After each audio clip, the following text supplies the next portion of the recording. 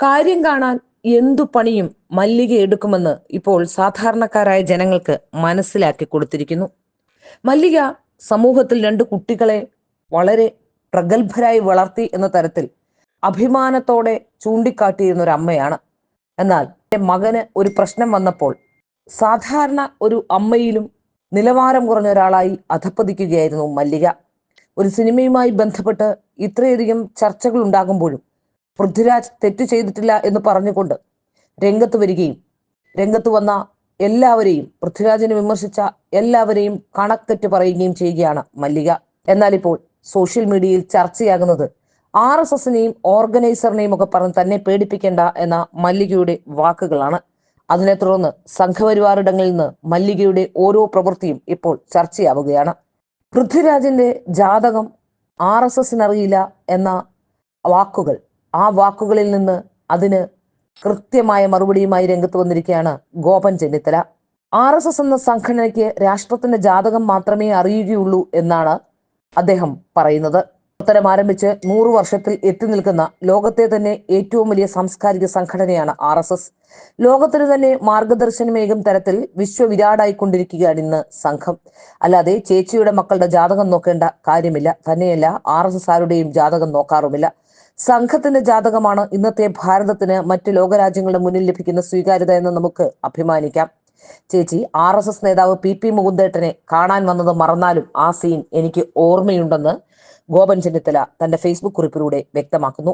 മലയാള സിനിമയിൽ പിച്ച വെച്ച് വന്ന മകൻ പൃഥ്വിരാജിനെ ഫിലിം ചേംബറും സിനിമാ സംഘടനകളും ഒന്നിച്ച് വിലക്കേർപ്പെടുത്തിയപ്പോൾ അന്ന് എല്ലാവരും ചേർന്ന് ഒറ്റതിരിഞ്ഞ് ആക്രമിക്കപ്പെട്ടപ്പോൾ കരഞ്ഞു കലങ്ങിയ കണ്ണുമായി BJP സംസ്ഥാന ഓഫീസിലെത്തി PP മുകുന്ദേട്ടനെ കാണാൻ വരുമ്പോൾ ഞാൻ അവിടെ നിങ്ങളുടെ മുന്നിലുണ്ട് എന്ന് ഗോപൻ ചെന്നിത്തല തുറന്നു പറയുന്നു.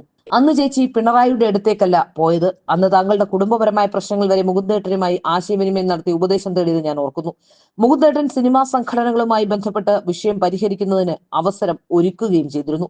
ആ ബന്ധത്തിലല്ലേ മല്ലിക ചേച്ചിയെ പിന്നീട് കേന്ദ്ര ഗവൺമെന്റ് സെൻസർ ബോർഡിൽ അംഗമാക്കിയത്. അതും BJP സംസ്ഥാന നേതൃത്വമല്ലേ. സുഖുവേട്ടൻ ജീവിച്ചിരുന്നപ്പോൾ തിരുവനന്തപുരത്തെ സംഘപരിവാർ സംഘടനകളുമായി ചേർന്നു പോകാൻ അവസാന നാളുകൾ താല്പര്യപൂർവ്വം പ്രവർത്തിച്ചത് ഓർക്കുകയാണ് ഗോപൻ ചെന്നിത്തല. തിരുവനന്തപുരം പാൽക്കുളങ്ങര RSS ശാഖയിൽ പാൽക്കുളങ്ങര മോഹൻ എന്ന RSS പ്രവർത്തകന്റെ കൈപിടിച്ച് 2 കുട്ടികൾ ശാഖയിൽ വരുന്നതും ഞാൻ ഓർക്കുന്നുണ്ട്. അവരിൽ ഒരാൾ പിന്നീട് എമ്പുരാനായി, ഇന്ത്യയുടെ തന്നെ ജാതകം കുറിക്കാൻ പ്രാപ്തനായി എന്ന് കളിയാക്കി തന്നെ വിമർശിക്കുന്നുണ്ട് ഗോപൻ ചെന്നിത്തല. ചേച്ചിയെ ഞാൻ അഭിനന്ദിക്കുന്നു. AK സാജൻ സംവിധാനം ചെയ്ത മകന്റെ ആദ്യ സിനിമയുടെ റിലീസ് നടന്ന പിറ്റേ ദിവസം തിരുവനന്തപുരം കലാഭവൻ തിയേറ്ററിൽ ഫിലിം സെൻസറിംഗ് കമ്മിറ്റിക്ക് എത്തിയ ചേച്ചി തന്റെ മകന്റെ സിനിമയുടെ ഭാഗമായി ഒരുപക്ഷെ പൃഥ്വിരാജ് ഫാൻസ് അസോസിയേഷൻ എന്ന ചിന്ത ഉണ്ടാകുന്നതിന് മുന്നേ ചേച്ചി ഫാൻസ് അസോസിയേഷൻ ബാനറുമായി വന്നത് ഓർക്കുകയാണ്. അന്ന് ഒരുപക്ഷെ പൃഥ്വിരാജ് ഫാൻസ് അസോസിയേഷന്റെ ആദ്യ ബാനർ നായകന്റെ അമ്മ തന്നെയായിരിക്കും കിട്ടിയത്. എന്തായാലും അതിന്റെ ഒരു തുമ്പിൽ പിടിച്ച് അന്ന് ചേച്ചിയെ സഹായിക്കാൻ വന്ന ഞാനും ജാതകമറിയാത്ത സംഘത്തിൽപ്പെട്ട ഒരാളായി പോയത് സ്വാഭാവികം. നിങ്ങളുടെ കുടുംബത്തിന് ഈ പ്രസ്ഥാനം ഒരു പ്രതിസന്ധിയും ഉണ്ടാക്കിയിട്ടില്ല.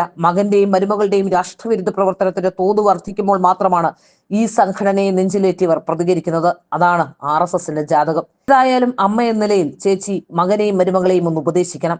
ഞാനൊരു സംഖ്യ എന്ന നിലയിൽ മകൻ എനിക്ക് തന്ന പണിയാണ് ഷൂട്ടിംഗ് ആരംഭിച്ച് എല്ലാ വർക്കുകളും പൂർത്തീകരിച്ച ലാൽ ജോസിന്റെ സംവിധാനത്തിൽ മോഹൻലാൽ, പൃഥ്വിരാജ്, ഇക്ബാൽ കുറ്റിപ്പുറം തിരക്കഥ എഴുതിയ അന്നത്തെ ബിഗ് ബജറ്റ് ചിത്രം കസിൻസ് എന്ന എന്റെ സ്വപ്ന പദ്ധതിയായ സിനിമ നടക്കാതെ പോയത്. അതിൽ മകന് വലിയ പങ്കുമുണ്ട്.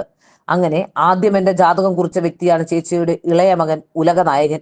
ചേച്ചി ഇപ്പോഴത്തെ സാഹചര്യത്തിൽ ഒരയ്ക്കാൻ ഒത്തിരി പേരുണ്ടാകും. അതിന് നിന്നുകൊടുക്കാതെ വിഷയം സെറ്റിൽ ചെയ്യുന്നതാണ് മുന്നോട്ടുള്ള കാലം ഗുണം ചെയ്യുക.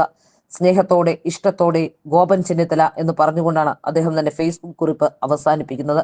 ഭാഗ്യചിത്ര ഫിലിംസിന്റെ പ്രൊഡ്യൂസറും ഡിസ്ട്രിബ്യൂട്ടറും മുൻ സെൻസർ ബോർഡ് അംഗവും കൂടിയാണ് ഗോപൻ ചെന്നിത്തല.